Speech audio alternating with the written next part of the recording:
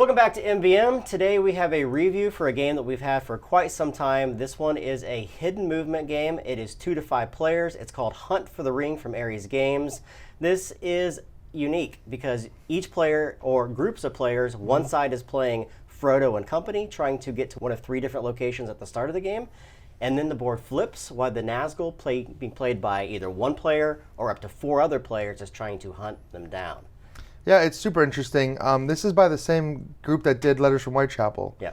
So if you've played Letters from Whitechapel, you have kind of an idea of what to expect, but it is dripping with like Lord of the Rings theme here. It's got a lot of theme, but also I think it's a far deeper game than what Letters from Whitechapel is. There's a lot of different things going on in this game, a lot of different actions that you can take on both sides. Then you have a lot of card play in this one, which are going to be giving you unique abilities throughout the course of the game. So we're going to give you just a very brief overview because there's a lot of stuff going on in this game. Yeah, this game right? is huge, and like you said earlier, it's 2 boards, so it's Yeah. basically 2 games in one. Yeah, so you're going to be playing twice. The first time, you're trying to simply escape the Nazgûl and get to one of 3 locations on the far right end of the board.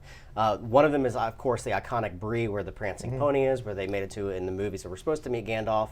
Once that portion is done, as long as Frodo and company aren't fully corrupted, you're going to pause the game, either pack it up in this cool little envelope that comes with the game that you can use and play at a later time, or you can just flip the board over and start right then with any corruption carrying over with you. That time, you're trying to, with the help now of Gandalf and Aragorn or Strider, you're trying to get to Rivendell. Very unique concept here. Let's talk about the actual components here, and then we'll briefly talk about how the game plays. So you have the board itself, and on this board, you're going to notice that you have 3 blue locations.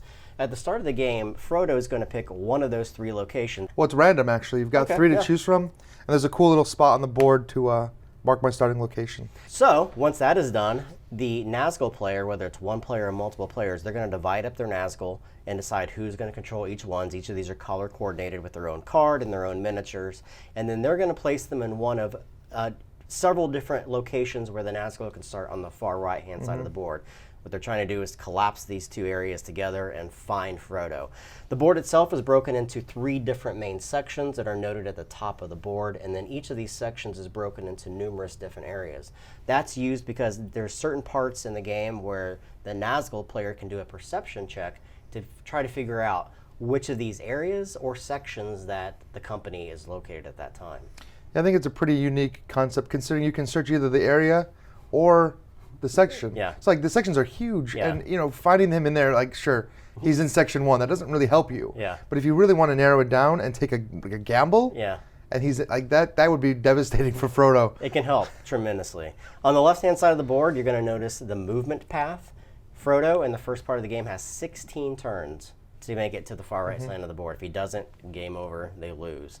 On the right-hand side of the board, you're going to notice a corruption track. This one goes up to 12 in the first part of the game. It's actually extended in the second part of the game, but if that corruption ever reaches 12, the Nazgûl are going to win. And then you're going to see a bunch of different locations in each of these, or in each of these different segments.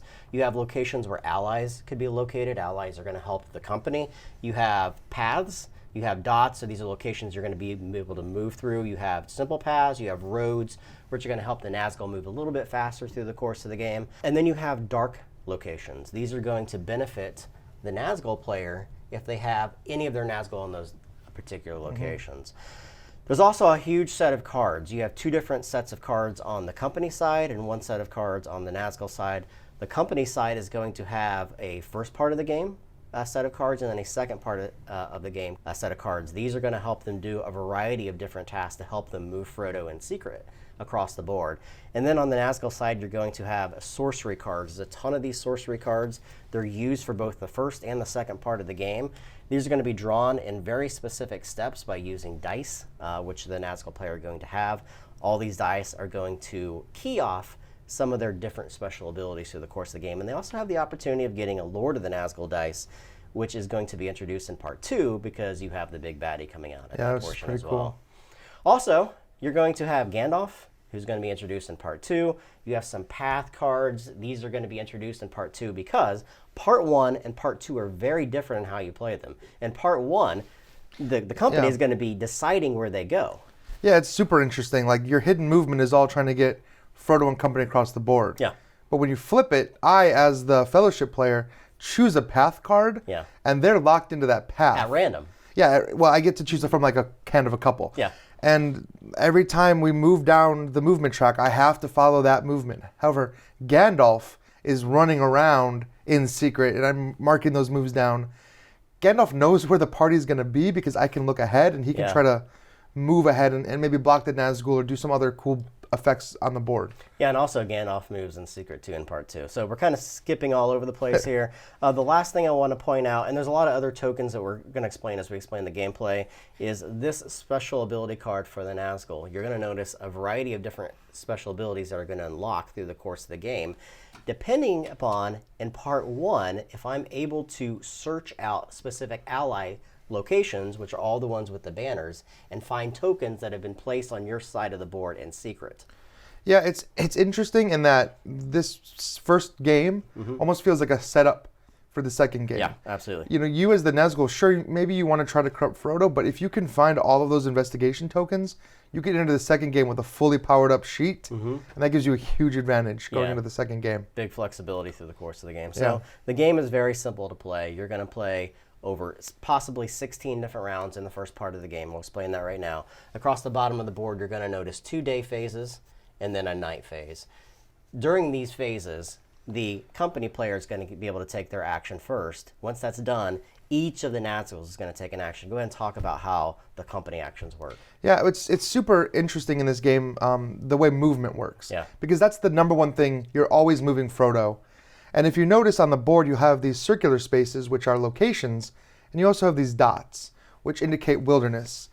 This is something I've never seen done in a hidden movement game like this before, in that I can be parked at a space, and I can just make a dot for my next movement. And that counts as one of these wilderness diamonds. Yeah.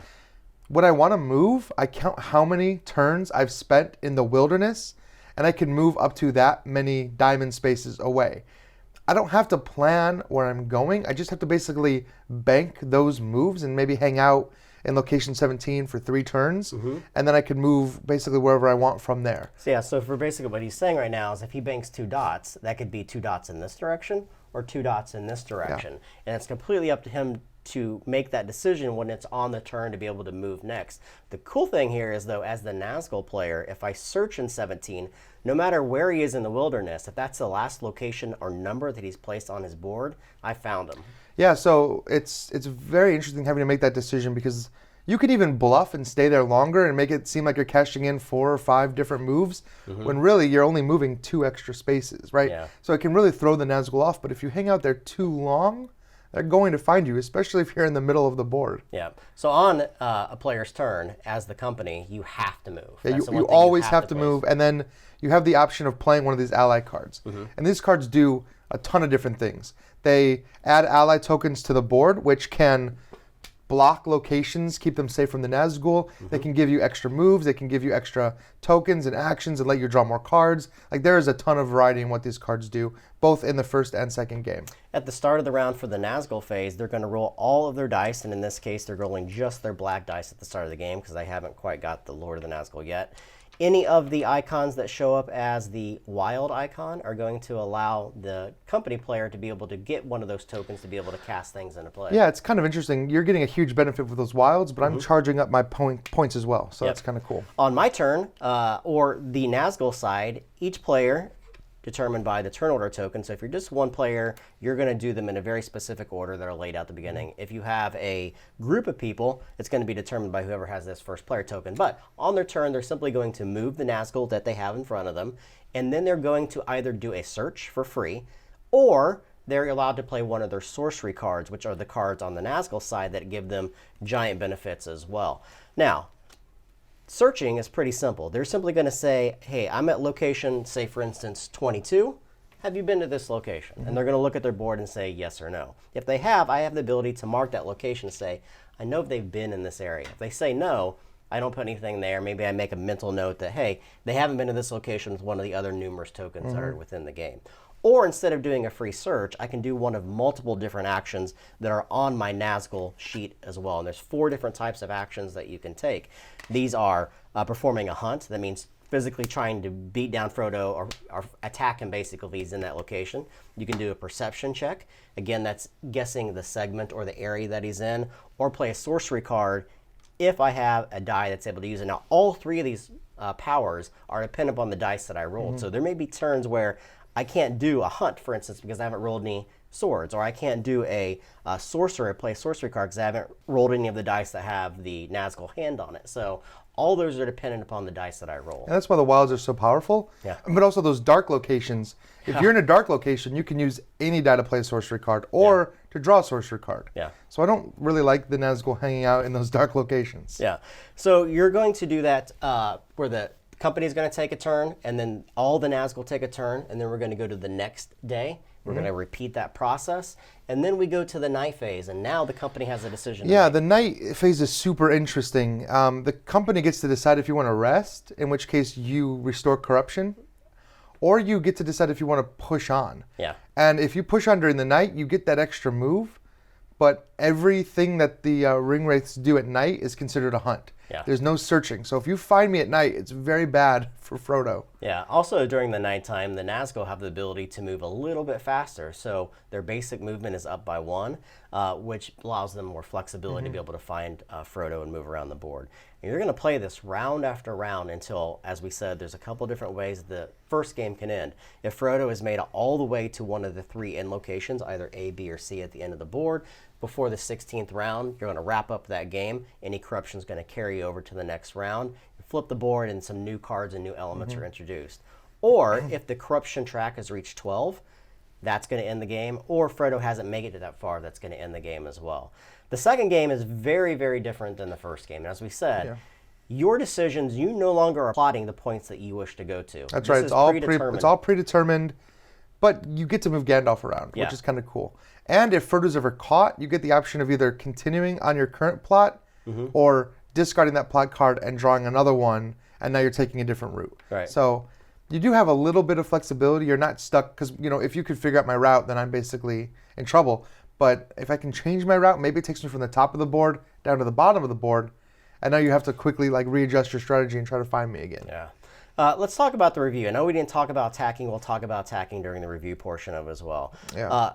This is a heavier hidden movement game than I think anything we've played. Yeah. Maybe Fury of Dracula is definitely on that same scale, but this is a much heavier game than Letters from Whitechapel, Whitehall, Spec Ops, any of those other type of games that fall in that genre. So I think your mileage is going to very much depend on, number one, do you like Lord of the Rings? If you like Lord of the Rings, it's probably going to be a no-brainer. Number two, do you have a group that can play this? It plays wonderfully at 2 players, so it doesn't really matter if you have a large group, but do you have a group that's dedicated enough to learn the rules? Because the rules themselves are no easy feat just to sit down and play right off the bat. I mean, you're basically learning 2 games. Yeah, the second game uses some of the basic mechanics, but it adds so many different things happening that it really, you have to relearn it. It could be considered 4 games too, because each of the different sides are completely asymmetrical in the way that they play, not only in the first game, but several of the ways in the second game as well. So there's a large learning curve there. I do like that how everything carries over from one game to the next. It's awesome. You talked about the corruption, but that's not all. Like if I have 5 cards in my hand, I discard that deck, but I get to start with 5 cards from my next deck. You keep all the sorcery cards you have. We keep all of the corruption tokens that have been removed from the game are out of the game. So if I drew a lot of 1s and 2s during the first game, there's going to be a lot of 3s left in the bag for the second game, and that's going to make it really tough. Yeah, we didn't even talk about these corruption tiles here. When Frodo is in combat with any of the Nazgûl, if he's hunted down, basically, he's going to have to draw corruption. Those corruption are going to push his corruption down. At the start of the game, there's only going to be 1s, 2s, and 1 3 in there, and then some eye tokens as well, which look like those this. are deadly, though, because they are. Every time you draw an eye token, you move 1 for that eye token, and then 1 for every other eye token that's been drawn that game. Yeah. So if you have 3 eye tokens out there, draw another one, you're already dropping 4. So 12 seems like a lot, but that goes pretty quick. And it all depends, really, if they find Frodo. There can be games where you don't find Frodo at all. He could take it a different path. You could have bunched your Nazgûl into one specific location and not really spread them out. And that's the cool thing about the game, too, is you really do want to spread your Nazgûl out as far as they can so you can locate him. So you're doing segment perception checks, you're doing area perception checks, but once you find him, you want your Nazgûl close because it's easier to draw corruption out of the bag, because the closer they are when you find them, the more corruption tokens that you're drawing, which is really unique. Right, and that's how I lost the first game we played. I was right there at the end, right next to Riverdale, and all the Nazgûl just kind of came out of nowhere conversion of that space, I was drawing like 4 or 5 corruption tokens. Yeah, I mean, we've only played the game once, so to give it a full review, this is a long game. Like, this is probably 90 minutes per side of the board. So our review is strictly based off that one game. But the one game that we did play was awesome because it came down right to the very end. Like, it was one turn you would have won, one turn I would have won. Yeah. And I just happened to find you and put a lot of corruption in there, have a lot of eyes out, and you were moved really far down. You were even doing things with Gandalf to try to move that corruption back up. I was doing everything I could, helping. basically. It wasn't helping at all, but it felt satisfying, right? Yeah, absolutely. I like when hidden movement games come down to like, oh man, if I had just taken a different card that took me a little south, or maybe if I'd moved Gandalf in a slightly different way, I could have won, but I didn't. I took a couple risks that didn't pay off for me. I tried to trick you a couple times, and you didn't really fall for the trick. Mm-hmm. So it's really cool how that all came together. There's 2 other things I really like about the game. Number one is the cards that you have as the company. You have Sam, you have Frodo, and you have Pippin. Yeah, and I could get Merry and Strider for the second game. Yeah, and those all provide you with one-time. Well, they provide you with unique abilities throughout the course of the game, but you can also expend them and use them for both sides or both portions of the game. And they're used forever, but they give you really strong benefits. Which is a mistake I made using them in the first game. Sure. Which meant I lost those continuous abilities for the second game, and I really kind of needed them. Yeah. So maybe I shouldn't have done that in hindsight. Yeah, the other thing I like is the introduction of Gandalf, which changes the second game dramatically. Also the introduction of the Lord of the Nazgûl, who's really powerful. This die has a lot of different abilities on it, including moving all of his Nazgûl at once, which is huge if you roll that. This is really cool because it carries over with you to the next round. If you're able to build on some of these, you're able to have additional steps, additional movements, additional hunts during perception checks. You're allowed to do multiple different things with one particular die by expending them and using these special abilities, which is awesome. Yeah, and that's one thing I do want to, that I feel like we have to talk about when we talk about this game. They say in the rules, like you can just play side A and do this as a complete game. Mm-hmm. I think if you do that, you're going to be very disappointed in your experience. I do too. Because the first game is very heavily weighted towards the Fellowship. Yep. The game wants you to get to the end so that you can play the second board. Yeah. The goal of the first game for the Nazgûl, and this isn't going to be apparent on your first play, you want to just wound Frodo as much as you can, but you also want to search out those investigation tokens because, as we found out, there are none on the second board. Yeah. So wherever you end that card, that's what you have for the rest of the game. Yeah. So if you never unlock your last ability, which I think your last ability lets you start with the Lord of the Nazgûl in play right at the beginning of the second game, which can also be found through a sorcery card. But yes, Sure. It's super powerful if you've found that sorcery card. You haven't rolled the right dice in order to cycle through that. So I think even when we played, we got to the end of the first game, we're like, well, that was really easy. I was deeply unsatisfied. Right. I mean, you saw my reaction to the first part of the game. I was like, I'm not feeling it. It's super easy for Frodo to get to the end, but then when you realize that that's the goal, right? Like, because you want to get to that second game. You don't want to have the game end right here because the game really shines on that second board. Especially for the Nazgûl player, they start to feel stronger. They start to lock down his location. They know that the human element that's been taken out of it, they have to follow that path card. And when they start following that path card, you really start deducing where they are, and you really put pressure on them unless Gandalf's in that particular location to move them out. It's really, really well done. It's super balanced, super developed. Hunt for the Ring. If you guys are interested at all in hidden movement games, Lord of the Rings games, heavier games, this is definitely one you want to check out. 2 to 5 players, plays wonderfully with 2 as well. Yeah. If you guys have any questions, make them in the comments below. Subscribe to us, follow us on Twitter, like us on Facebook, everything else that we do, and we will catch you guys next time.